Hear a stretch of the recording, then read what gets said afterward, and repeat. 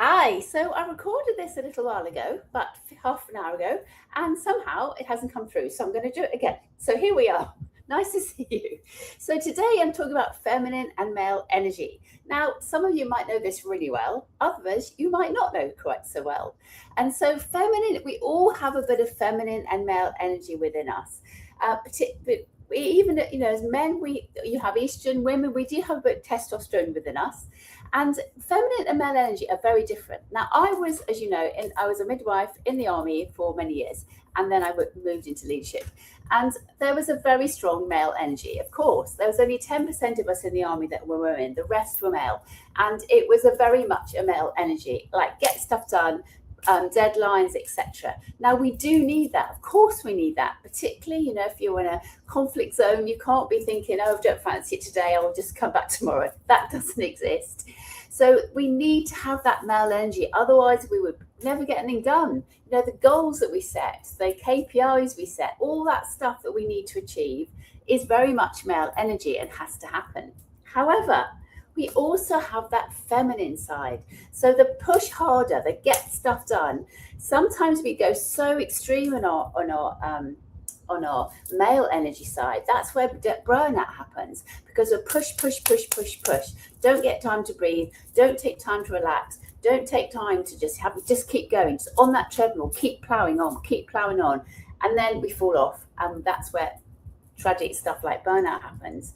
So we want a bit of mixture of they're both with the male energy and the female energy.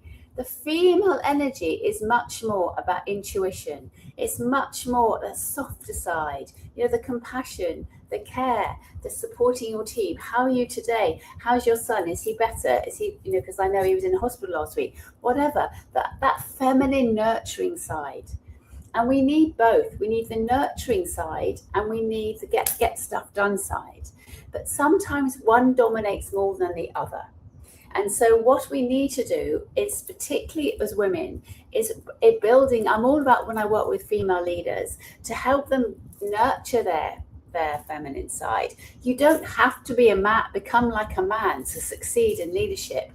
I was very much feminine in my leadership. And it was great. I got to know my team really well. We had a really good time together, and it was a really good team, and many teams I had. And so I was very conscious of bringing out the feminine side of them, particularly if I had an all-male team. Then I didn't understand so much about the male and feminine energy then, but I thought, let's just work together. We've both got our own attributes, so let's build on those, not try and hide one side of us. And so this is what I'd really encourage you to do today, is have a think about where are you hiding your feminine side. And particularly as a male leader, when you're in the boardroom, it's often a very testosterone heavy place. It's very much goals, KPIs, this and that. Now, of course, that's important. But what about the compassion? How can we bring in the compassion and the intuition?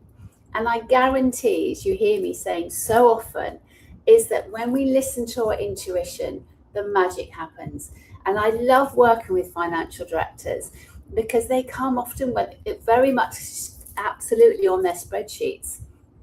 And I remember having one particular financial director, and actually she was a female, and she was very much in her male energy, and she felt she had to be very male in her outlook in order to survive in a big corporate.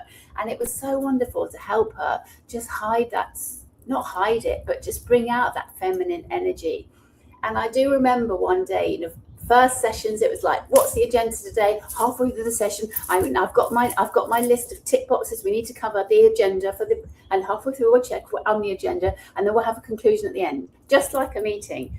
And I said, coaching doesn't work like that. Coaching is all about self-compassion, understanding what's going on, the deeper stuff within you, the problems that you'll find challenging, and let's come to a conclusion. And so it was such a joy. One session she came on and she said, I don't know what I want to talk about today. I thought, yes, that's where the absolute magic happens, or I just pick up on things. Oh, can we just explore that a little bit? Let's just go a bit deeper on that, because that's where the magic happens.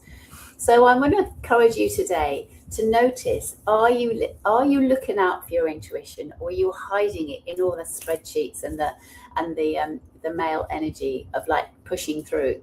So that's my tip for you today. Just notice, just take a pause, just take a moment, and then see what happens, and it could be magical.